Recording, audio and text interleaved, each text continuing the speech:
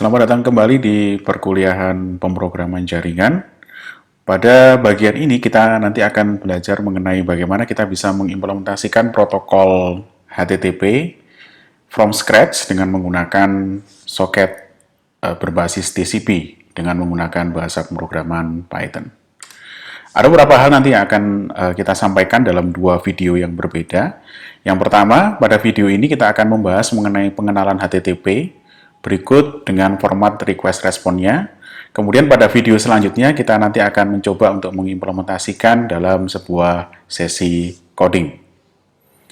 Baik, apa itu HTTP atau Hypertext Transport Protocol? Jadi HTTP adalah sebuah protokol untuk bertukar hypermedia dalam jaringan web.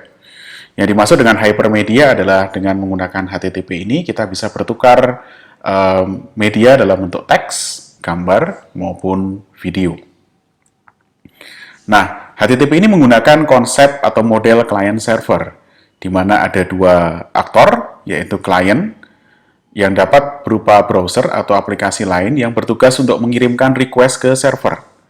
Dan juga ada komponen kedua yang disebut dengan server, yaitu perangkat lunak yang berperan untuk mengirimkan respon dari request yang dikirimkan oleh klien.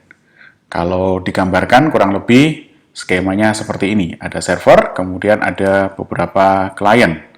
Klien bertugas untuk mengirimkan request dan server mengembalikan responnya. Nah, HTTP ini dia menggunakan atau memanfaatkan protokol TCP/IP pada layer transport dan networknya.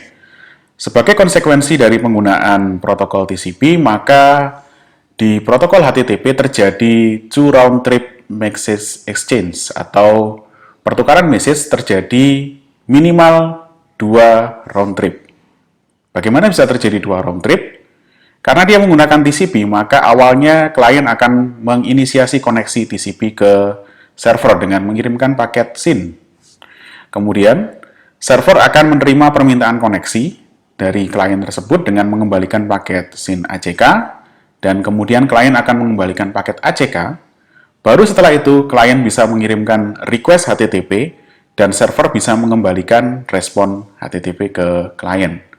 Kalau kita gambarkan dalam sebuah diagram, maka yang pertama kali dilakukan oleh klien adalah dia menginisiasi koneksi, kemudian server menyetujui permintaan koneksi, kemudian klien mengirimkan acknowledgement, setelah itu baru dia bisa mengirimkan request ke server dan server bisa mengembalikan respon ke klien.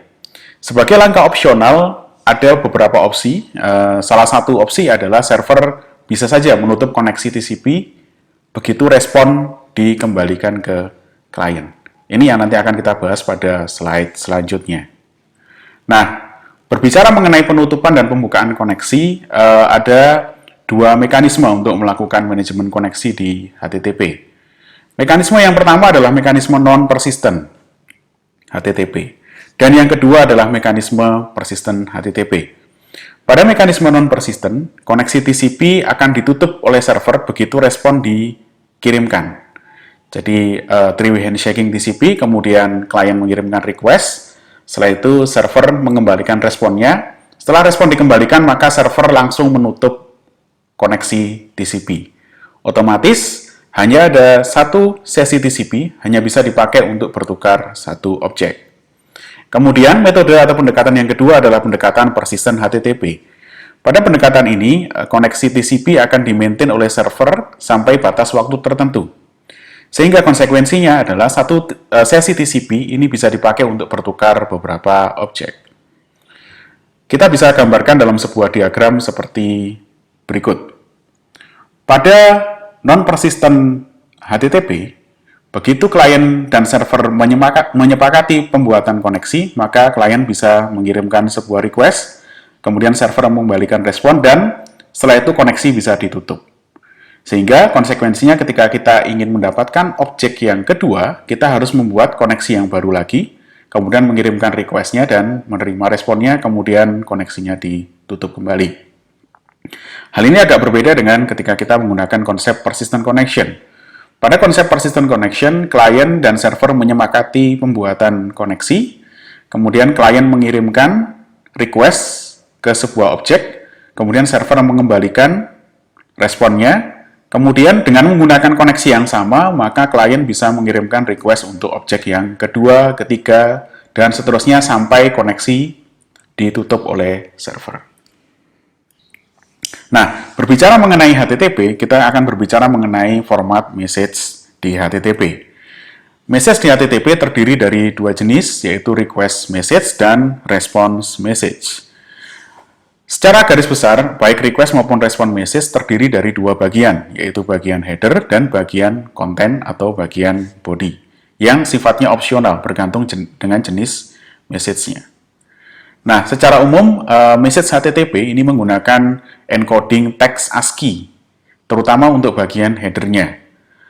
Ada pengecualian untuk bagian konten, konten bisa menggunakan konsep ASCII maupun menggunakan encoding berjenis binary ketika kita mengirimkan file yang bukan teks. Oke. Berikutnya akan coba kita bahas satu persatu dari dua jenis message tadi, request dan response message. Berikut adalah gambar yang menjelaskan mengenai diagram atau menjelaskan mengenai request message di HTTP, format request message di HTTP. Ada dari dua bagian tadi, header dan body, bisa kita pecah lagi menjadi 4 bagian besar. Yang pertama adalah bagian request line. Kemudian bagian yang kedua adalah bagian headers line. Kemudian bagian ketiga adalah blank line. Dan yang keempat adalah bagian bodinya. Mari kita perjelas per bagiannya. Pada bagian request line, ada satu subbagian yang disebut dengan method. Oke, pada bagian ini akan dijelaskan mengenai metode apa yang dipakai di bagian request ini. Ada beberapa jenis metode, ada get, post, head, put, delete, dan seterusnya. Bagian ini nanti akan kita jelaskan pada slide selanjutnya. Kemudian masih pada request line, setelah metode didefinisikan, maka untuk memisahkan antara metode dan URL kita menggunakan spasi. Ini wajib ya, jadi metode, spasi, kemudian URL. Nah, URL ini menunjukkan klien ingin merequest objek yang dikenali dengan ID seperti apa. Jadi kita bisa menganggap bahwa URL ini adalah ID dari sebuah objek. Kemudian setelah URL didefinisikan, kemudian ada spasi, berikutnya ada versi HTTP yang digunakan. Bisa menggunakan versi 1.0 atau mungkin 1.1. Kemudian untuk memisahkan request line dengan headers line, ada satu pemisah yang disebut dengan carriage return dan line feed. Carriage return, kalau kita terjemahkan dalam ASCII code, kita bisa merepresentasikannya dengan simbol \r. Sementara untuk line feed, kita bisa representasikan dalam simbol \n. Kemudian di bagian berikutnya ada headers line. Kemudian untuk membatasi antara bagian header keseluruhan dengan bagian body, kita punya blank line. Blank line ini ditandai dengan satu carriage return dan satu line feed. Untuk lebih jelasnya, kita akan melihat contoh request message HTTP berjenis GET. Pada contoh ini kita bisa melihat ada beberapa baris. Baris yang pertama menunjukkan request line. Di sini metodenya menggunakan metode GET. Kemudian URL yang diminta adalah index.html. Kemudian versinya adalah versi HTTP/1.1, artinya dia menggunakan versi 1.1 protokol HTTP-nya. Kemudian untuk membatasi antara request line dengan headers line, ada tanda carriage return dan line feed. Kita bisa representasikan dengan simbol \r/n. Kemudian di bawahnya ada headers line. Headers line ini mendefinisikan header apa saja yang didefinisikan pada request ini. Sebagai contoh, misalkan di sini ada host. Kemudian untuk memisahkan antara host dengan kontennya, dia menggunakan tanda titik koma. Jadi host, titik koma, titik spasi, kemudian nama hostnya, kemudian diakhiri dengan \r dan \n. Kemudian headers yang kedua adalah headers user agent misalkan. User, agent, kemudian titik 2, spasi, kemudian kontennya. Dalam hal ini dia menggunakan Firefox versi 3, 6, 10. Kemudian backslash R, backslash N, dan seterusnya sampai habis. Kemudian untuk mengakhiri bagian header ada satu single backslash R, backslash N.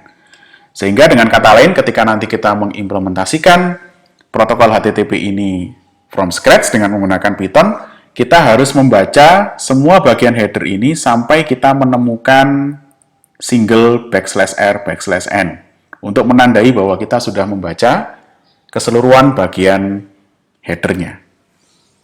Baik, kita akan coba untuk melihat lebih dalam lagi mengenai bagian header dari request HTTP ini. Mengenai bagian metode, ada 6 metode yang sering kita pakai. Metode yang pertama adalah metode get. Ini dipakai untuk melakukan request dokumen atau objek dari server. Kemudian metode get ini tidak memiliki body. Kemudian ada metode yang kedua, yaitu metode post, yang dipakai untuk mengirimkan dokumen atau objek dari klien ke server. Dia memiliki body. Kemudian ada metode put yang mirip dengan post, hanya saja perbedaannya adalah kalau pada put, dia akan mengirimkan objek dengan URL tertentu. Sehingga jika URL-nya telah ada sebelumnya, maka versi dokumen atau objeknya akan diperbarui atau dimodify dengan menggunakan objek yang baru dikirimkan. Biasanya put ini kita pakai ketika kita menggunakan arsitektur RESTful HTTP, bisa kita pakai untuk mengupdate sebuah konten. Nah, karena dia sifatnya mengirimkan data dari klien ke server, maka ada bagian bodinya. Kemudian metode yang lain adalah metode delete untuk menghapus dokumen atau objek, tidak ada bodinya. Option untuk melihat semua opsi yang tersedia, juga tidak ada bodinya. Dan head untuk merequest informasi mengenai sebuah dokumen, bukan isinya, hanya informasinya saja. Dan tidak ada bodinya di requestnya. Jadi kesimpulannya, yang ada body di request-nya hanya metode berjenis post dan put. Berikutnya ada beberapa jenis header yang sering dipakai. Yang pertama adalah general header. Ada beberapa jenis header. Mungkin yang kita highlight lebih dalam, ada beberapa di sini. Contoh misalkan connection. Oke. Connection ini didefinisikan apakah kita nanti akan menutup koneksi atau kita nanti akan memaintain koneksi sampai jangka waktu tertentu. Sebagai opsi, ketika kita ingin menutup koneksi, maka pada header connection, nilainya akan kita set menjadi close. Kemudian ada header yang lain, ada bagian request header, ada beberapa jenis header. Anda bisa perhatikan lebih detail lagi dengan membaca slide ini. Misalkan header berjenis host. Kalau ada kata kunci host, maka dia menunjukkan nama domain dari server yang kita request. Itu request header. Kemudian entity header, di sini contoh yang saya highlight, misalkan content length.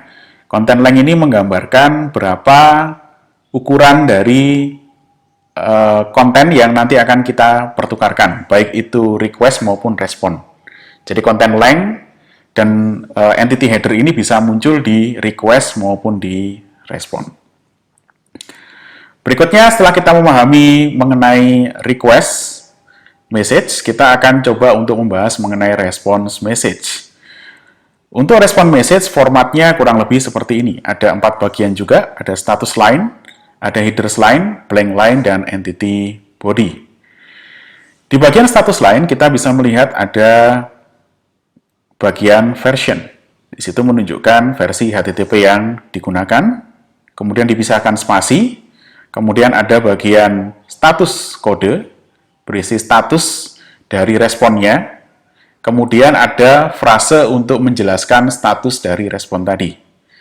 Jangan lupa, seperti halnya pada request message, pada respon, setiap baris juga dipisahkan oleh carriage return dan line feed, yang bisa kita representasikan dengan menggunakan teks atau karakter \r dan \n. Kemudian ada headers line, kemudian ada blank line, dan yang terakhir adalah body yang berisi objek yang nanti akan di request. Kemudian mengenai status sendiri, ada beberapa jenis status yang saya tampilkan di tabel ini, hanya sedikit status dari sekian banyak status di HTTP. Contoh misalkan ketika request-nya berhasil, kita bisa memberikan kode 200.